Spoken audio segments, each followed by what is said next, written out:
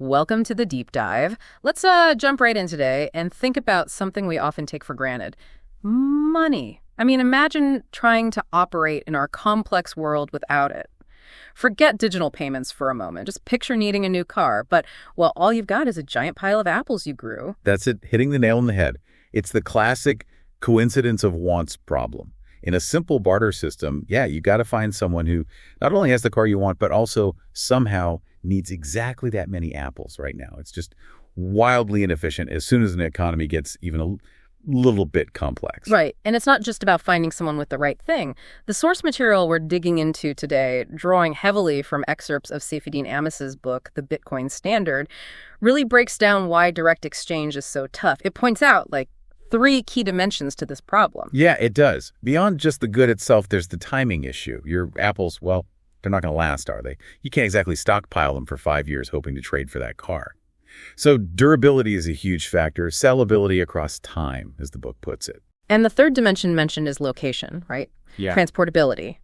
If you've got something valuable but immovable, like a house, trading it for goods somewhere else is, well, it's a logistical nightmare. Precisely. These three things, matching goods, timing, and location, make direct barter almost impossible to scale up.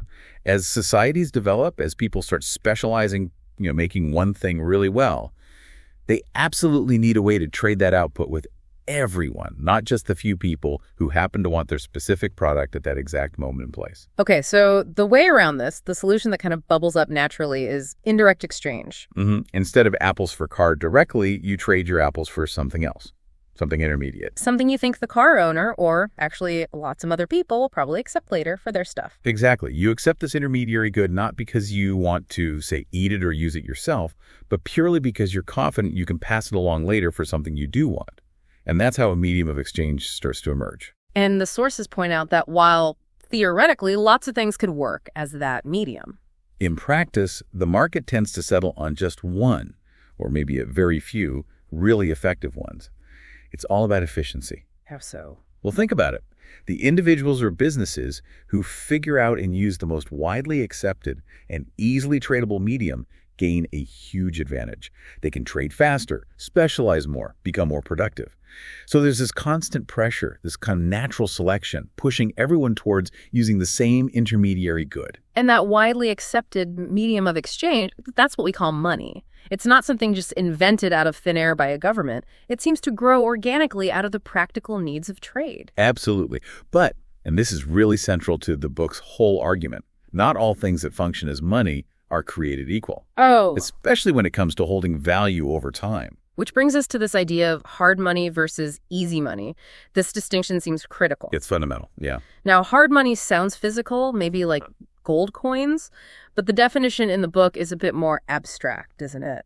It is. It's less about physical hardness and more about the difficulty of increasing its supply. Hard money is a good play, where the amount of new supply that can be produced each year is tiny compared to the total amount already existing in the stock.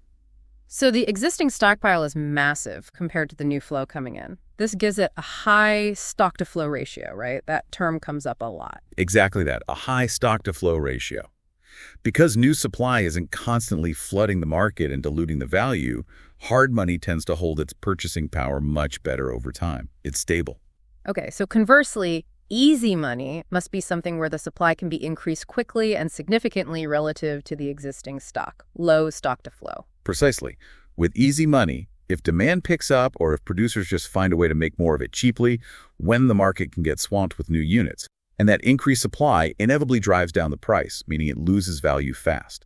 It's a poor store of value long term. That relationship between new production and existing stock seems absolutely crucial for anything trying to act as a store of value. And the sources bring back that idea of salability when talking about good money. Right. Salability is just how easily you can sell or exchange something. And the book looks at it across those same three dimensions again. Salability across time, across scale, and across space. Sellability across time, holding value that links directly back to hardness, the stock-to-flow ratio. Definitely. Hard money is highly saleable across time. Then salability across scale is about divisibility. Can you use it for small purchases and large ones easily? Can you make change? And salability across space is just Yeah. Can you move it around easily? Portability. Yep. And a really important point the book makes is that these qualities, hardness, salability, they aren't fixed forever for any given good.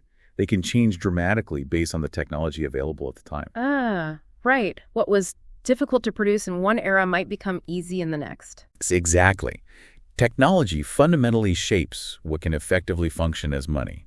And this ties into the Austrian economic perspective that underpins a lot of the book's thinking. Which says That sound money isn't necessarily one specific thing decreed by an authority. Instead, it's whatever good or goods emerge from the free choices of market participants, based on those inherent qualities like hardness and salability. Its value comes from market interaction, not government mandate. so in a truly free market for money, people would naturally gravitate towards the hardest options. The argument is yes. Competition would favor the most sound money.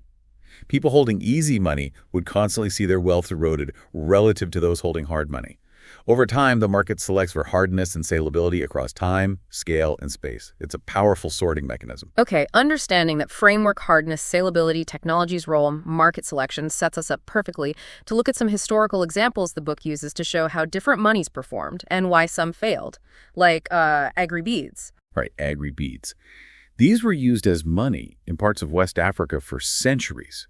The reason they worked there, according to the book, was because the specific glassmaking technology needed was really difficult and expensive in that region at that time.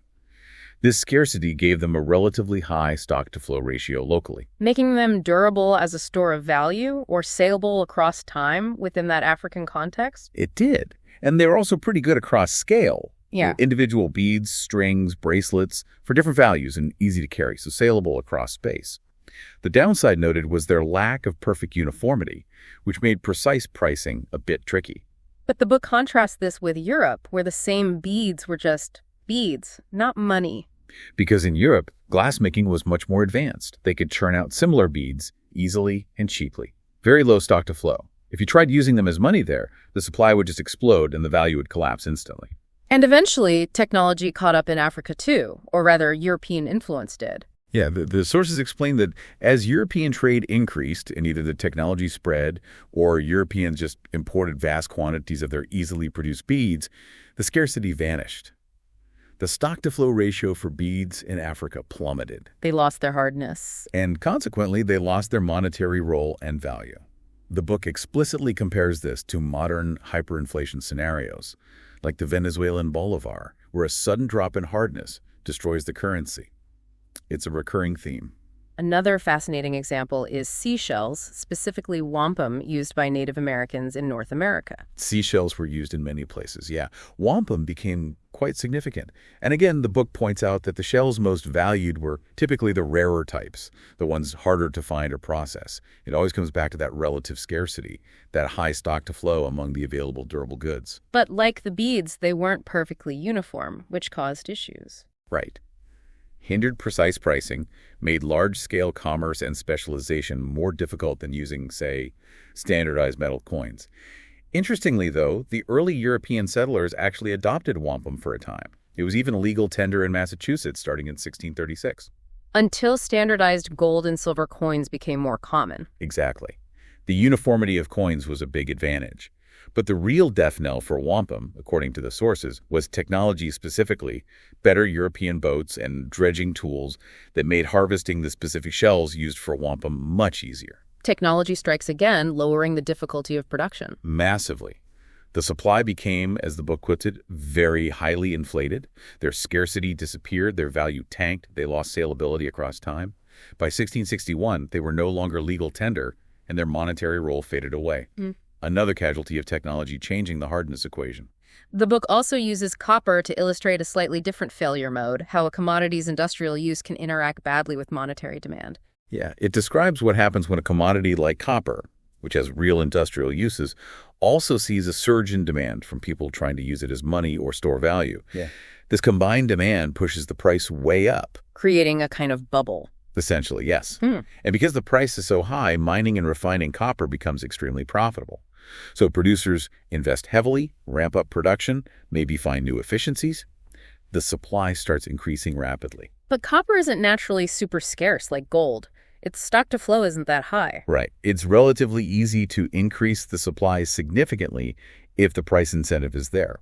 So inevitably, all this new production floods the market and the price comes crashing back down, probably towards a level justified only by its industrial demand. And anyone who bought copper high, thinking it was good money, It's burned. They're left holding an asset that's lost a huge chunk of its value. The book frames this as a wealth transfer, from the misguided savers who treated copper as money to the copper producers who cashed in on the temporarily high prices. So the key lesson there is that easily produced commodities will always punish savers in the long run if treated as money. The market itself corrects by increasing supply. Exactly. The very act of using it as money, driving up demand, incentivizes the production that ultimately destroys its monetary value. It pushes it back to being just an industrial commodity. This dynamic favors goods that are inherently difficult to produce more of, regardless of price, which is why gold and silver historically won out. Yeah. Okay, let's shift from these market-driven examples to state involvement. The book draws a really stark contrast between the monetary histories of the Roman and Byzantine empires. It's a powerful comparison. The Roman Republic had its silver denarius. Then Julius Caesar introduced the gold aureus, a stable, high-purity coin that really facilitated trade across the ancient world.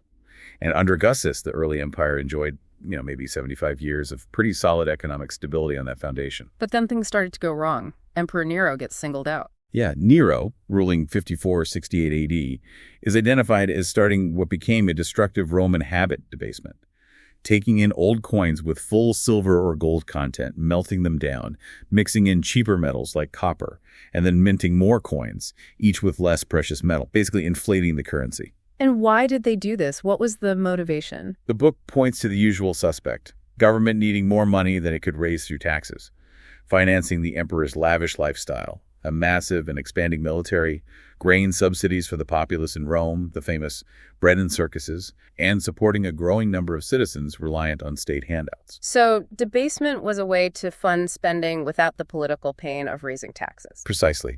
It's presented as a kind of stealth tax through inflation. By reducing the metal content, Nero could pay soldiers and suppliers with coins that looked the same but were worth less, reducing the real cost of government obligations like salaries and subsidies. The book explicitly compares this to Keynesian ideas about using inflation to implicitly cut real wages. And this habit continued and worsened after Nero. Oh yes. Later emperors progressively reduced the precious metal content until the coins were barely silver or gold at all. The book argues this monetary decay was a major factor contributing to Rome's economic instability, decline, and eventual collapse in the West in 476 AD. But the Eastern Roman Empire, Byzantium, had a very different experience, starting with Constantine. Right. Around 312 AD, Constantine the Great introduced the solidus, a gold coin with consistent weight, about 4.5 grams, and high purity. And the crucial difference, according to the book, is that for centuries, Byzantine emperors largely maintained the integrity of the solidus. They resisted the temptation to debase it. And the result? Incredible monetary stability and longevity. The solidus, later known as the bezant, became the international currency, trusted across the known world for over 1,000 years, 11,123 years, the book calculates. While the West fragmented with collapsing currencies, Constantinople thrived for centuries, a success the book directly links to this long period of fiscal and monetary discipline. But even Byzantium eventually fell, and the book connects that to monetary issues too. It does. It argues that the empire's decline and eventual fall to the Ottomans in 1453 followed a period where rulers did start debasing the solidus, beginning notably around the mid-11th century. The message is clear. Monetary integrity isn't just an economic detail. It's deeply tied to the overall health, stability, and even survival of a state. Loose monetary discipline and other forms of decline often follow. That historical backdrop leads us into what the book describes as a major turning point. The era of dominant government money really kicking off with World War I. Yeah, WWI is framed at a watershed moment, the point where the enemies of sound money, as the book puts it, essentially defeated the classical gold standard, which had acted as a constraint on government spending ambitions. The war began with this incredibly naive optimism, the August Bank Holiday War idea, that it would all be over by Christmas. The book even mentions the 1914 Christmas truce as this poignant indicator that maybe the soldiers themselves had no deep quarrel, suggesting the whole catastrophe might have been avoidable, perhaps settled through less destructive means like, a football match, the book muses. Instead, it became a years-long slaughterhouse. Largely paid for how? Primarily through inflation. Governments fired up the printing presses to finance the war effort. The book notes how currencies like the German mark and the Austro-Hungarian krone plummeted in value against the Swiss franc, which stayed on gold. This monetary collapse ultimately made their defeat inevitable. They simply couldn't afford to keep fighting. And the attempts to restore the gold standard after the war are also criticized. Heavily. Specifically, the decision by countries like Britain to try and return to gold at the pre-war parity, pretending the massive wartime inflation hadn't happened. The book argues this was dishonest and counterproductive. What should they have done, according to this view? Acknowledged the reality of the devaluation, accepted the pain of a likely sharp but shorter recession by repegging their currencies to gold at the new lower market rates. This, the book suggests, would have been more honest and put the economies on a sounder footing faster, rather than trying to defend an unsustainable, artificially high value. Then comes World War II, and the book takes aim at a common economic narrative surrounding it. Yes, the Keynesian-inspired idea that massive government spending on weapons and war actually helps economic recovery. The book calls this a dangerous and absurd fallacy. But didn't war production lower unemployment and boost GDP figures? It did, in a superficial statistical sense. But the book draws a sharp moral and economic distinction. Spending on, quote, murder and destruction is fundamentally different from spending on food, housing, or productive tools. One destroys wealth and lives, the other builds them.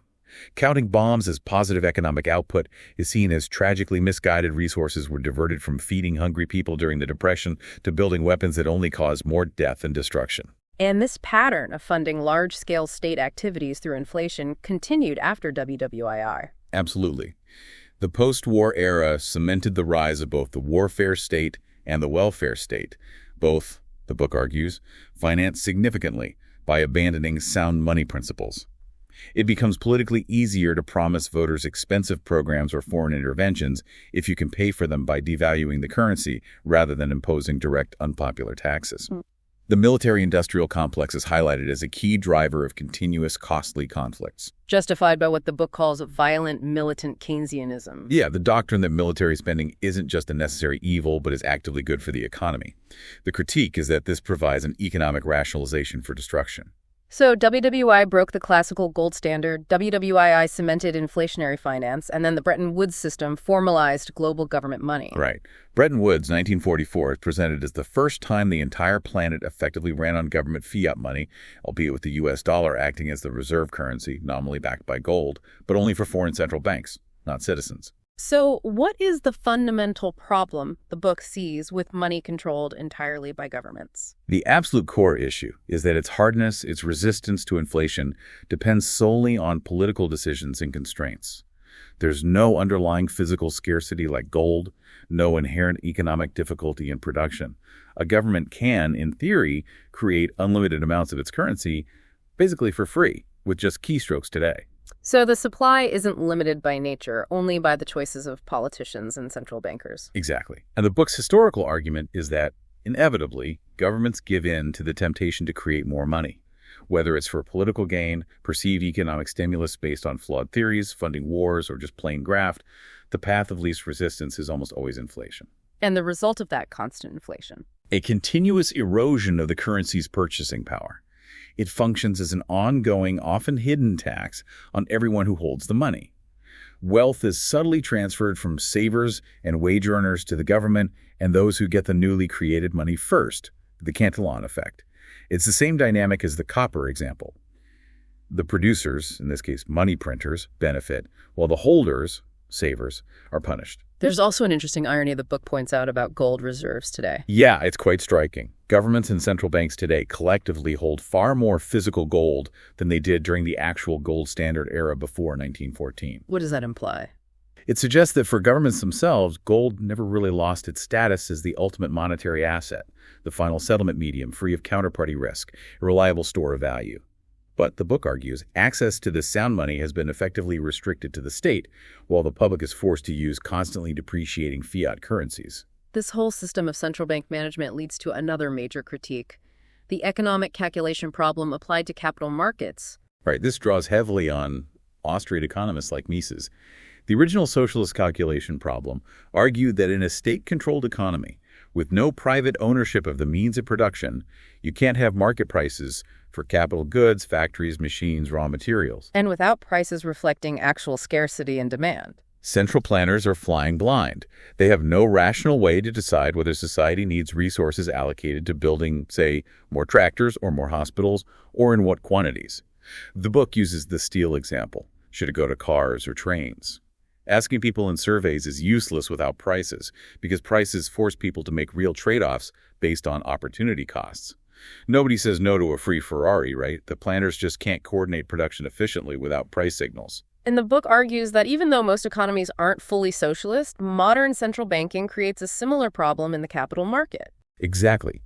The argument is that every country effectively has a central planning board, the central bank controlling the most important price in the economy, the interest rate, the price of capital or credit.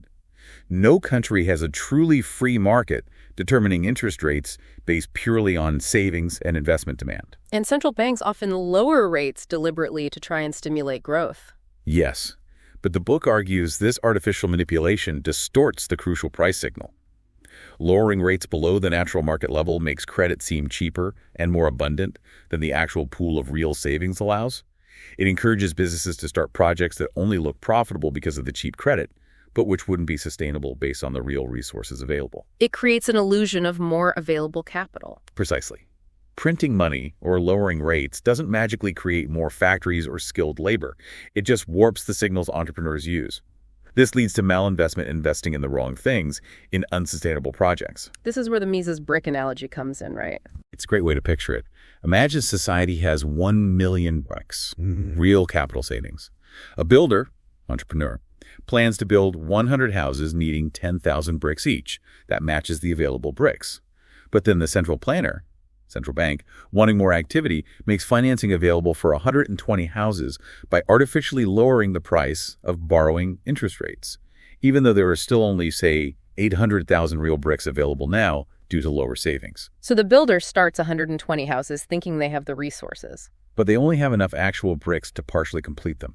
They run out of real capital before the projects are finished.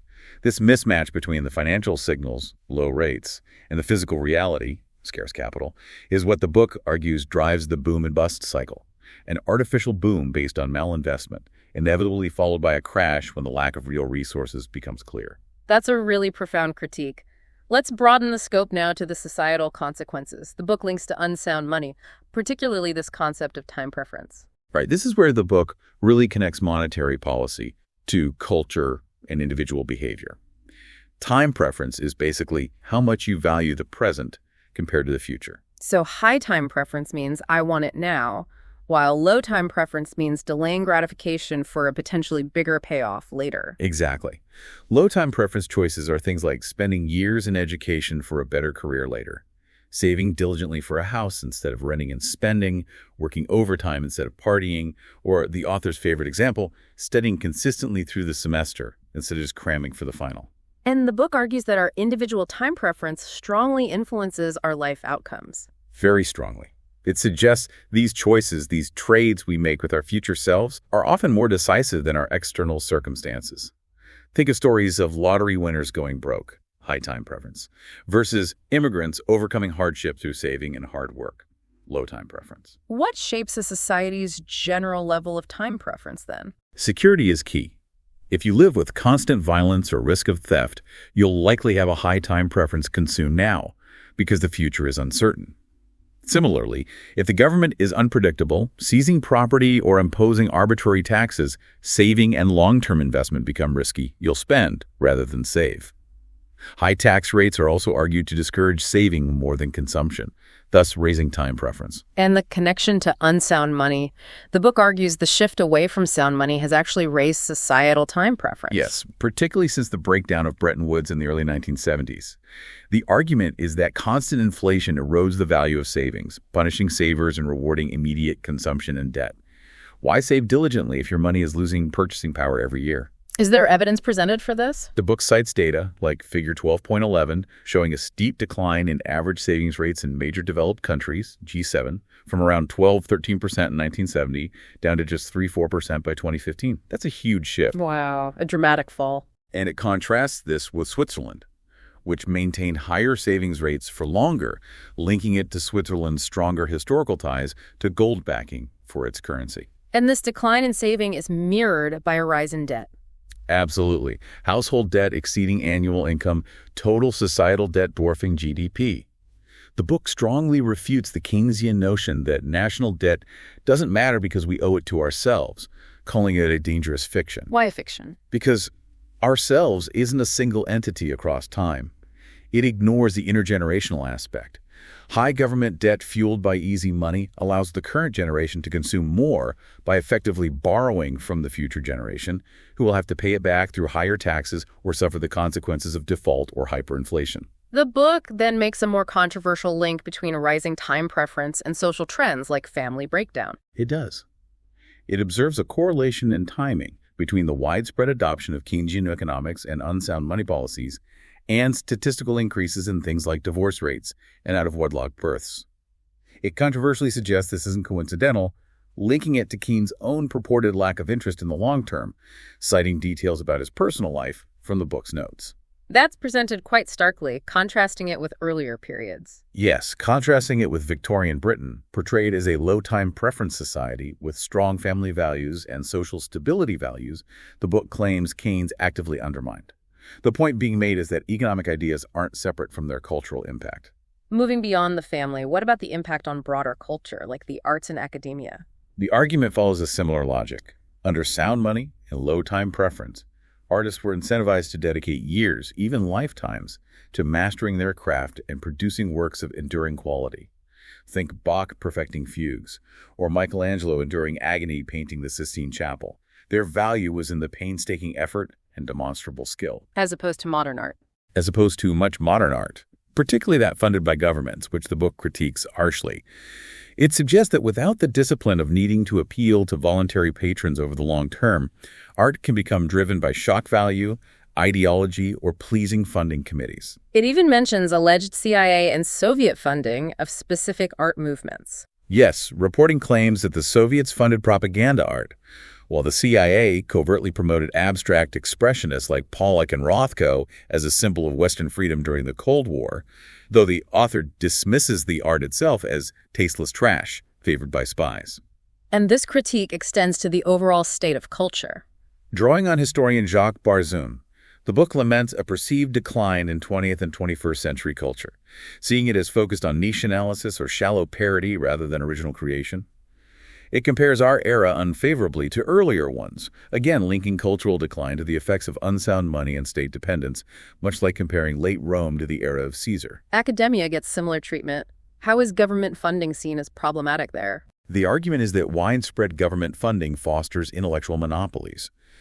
Research agendas and hiring practices become geared towards securing grants and pleasing the state funders, rather than pursuing objective truth or knowledge valuable to society. Academics might end up writing mainly for other academics in a closed loop, chasing citations for promotion rather than real-world impact. This ties into the concept of the bezel. Yes, the bezel is a term borrowed to describe unproductive or even fraudulent activity that can persist for a long time when financed by easy credit or government money, creating a kind of economic fake reality. And the book identifies symptoms of this bezel in the modern economy. Things like workplaces where success depends on internal politics, asshole bosses, rather than serving customers. Jobs that seem pointless but pay well. Industries that thrive on complexity and intermediation, funded by credit expansion rather than genuine value creation. The book suggests this environment is spiritually damaging for workers. And inherently unstable. Because these bezel industries lack real market validation, they're vulnerable to sudden collapses when the flow of easy credit stops or political winds change, leaving employees with potentially useless skills. It paints a picture of unsound money distorting economic structures in deep ways. The book also draws a direct line between government money and war. A very strong line. It echoes historian Elie Halevi, suggesting the era of unsound money beginning around WWI coincided with an era of tyrannies marked by total war and state overreach. What are the specific mechanisms linking unsound money to conflict? 3 main ones are proposed. First, unstable fiat currencies distort international trade, turning economic exchange into a source of political friction and protectionism. Second, the printing press allows governments to fund wars far beyond what they could raise through taxation alone, essentially enabling longer and more destructive conflicts by stealthily confiscating wealth through inflation. Removing the need for popular consent via taxes for war funding. Largely, yes. And third, unsound money fosters higher time preference, making societies less patient, less cooperative, and potentially more prone to seeking short-term, violent solutions over long-term diplomacy. How did sound money like the gold standard supposedly work differently? The argument is that it imposed fiscal discipline. Governments had to tax or borrow transparently to fund major projects like wars. This required public debate and consent. The costs were immediate and clear, acting as a natural check on excessive spending and adventurism. Governments were more accountable. Unsound money removes that check. It allows governments to spend first and let the cost emerge later through inflation, which can then be blamed on speculators, foreigners, or other scapegoats. It breaks the direct link between government spending and the immediate cost felt by the population, making large-scale, unpopular projects easier to finance. This relates to the impossible trinity in international finance. Right. The idea that you can't have all three, a fixed exchange rate, free movement of capital, A&D, and independent monetary policy, you have to give up one. And post-Bretton Woods, most countries chose independent monetary policy and free capital flows. Which meant giving up fixed exchange rates, leading to the volatile floating rates we see today. Which creates huge problems for international businesses. Massive uncertainty. A profitable company can be wiped out by currency swings completely outside its control, involving the currencies of its suppliers or customers. This risk and instability, the book argues, often gets wrongly blamed on free trade itself, fueling protectionist sentiment. Contrasting sharply with the pre-WWI gold standard era, where an entrepreneur, supposedly, could plan globally with much less worry about exchange rate fluctuations. The book concludes that returning to a sound apolitical monetary standard like gold would resolve the impossible trinity by taking monetary policy out of government hands, allowing stable exchange rates and free capital flows, and reducing wasteful speculation. Which leads to the ultimate question: do we even need governments managing money at all? The book strongly implies that maybe we don't. It suggests periods of flourishing, freedom, and prosperity often coincided with limited government focused solely on protecting rights, leaving monetary affairs largely to the market. And this is where Bitcoin enters the picture as a potential modern alternative. Exactly. Bitcoin is presented as the technological breakthrough that enables digital value transfer without relying on banks or governments. It's seen as overcoming the resistance to innovation inherent in the traditional state-protected banking monopoly. Fulfilling that old prediction about cryptographically secured digital money. The Davidson and Rees-Mogg prediction, yes. Bitcoin's key innovation is its decentralization. The book uses the BitTorrent analogy effectively. Instead of one central server, like Napster, easily shut down, the transaction ledger is shared across thousands of users. No single point of failure. Protected by cryptography. Strong cryptography ensures the integrity of that shared ledger. This distributed nature makes it incredibly resilient to censorship or shutdown attempts, much like BitTorrent proved harder to stop than centralized services. The book also explores the philosophy behind Bitcoin, linking it to the cypherpunk movement and ideas of crypto-anarchy, using technology to create spheres of individual freedom and voluntary interaction beyond the reach of state control. It's framed in line with libertarian non-aggression principles.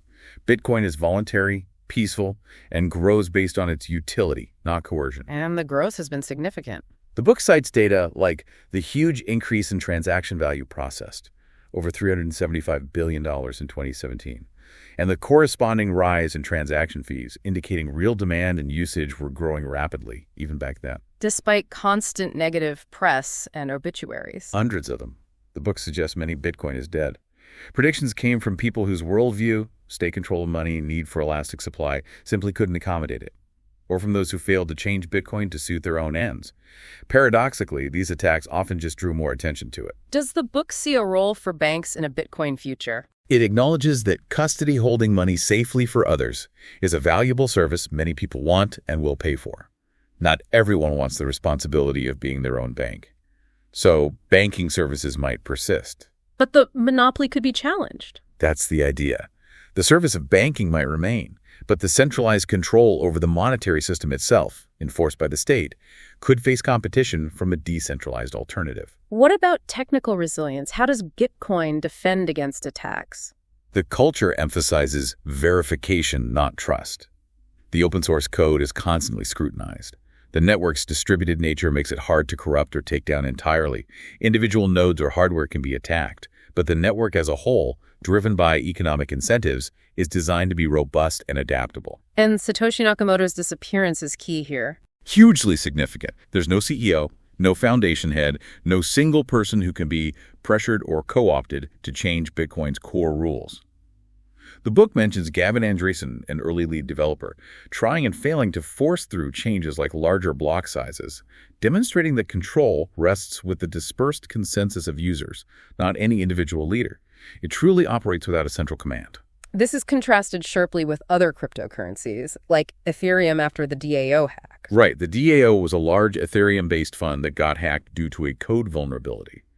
The Ethereum developers and community then made a controversial decision to hard fork the blockchain, basically, rewrite the transaction history to reverse the hack and return the funds. Which the book argues undermines the whole code is law principle. Exactly. It showed that human intervention and subjective decisions could override the supposedly immutable ledger, raising questions about whether Ethereum and similar altcoins are truly governed by decentralized consensus or by the influence of key developers and stakeholders. It highlights a fundamental difference in philosophy and governance compared to Bitcoin's resistance to such changes. The book also casts doubt on private corporate blockchains. Yeah, it mentions that many attempts by banks or government to build permission blockchains for things like stock settlement often end up being more expensive and less efficient than existing database technologies, citing a Vermont government study.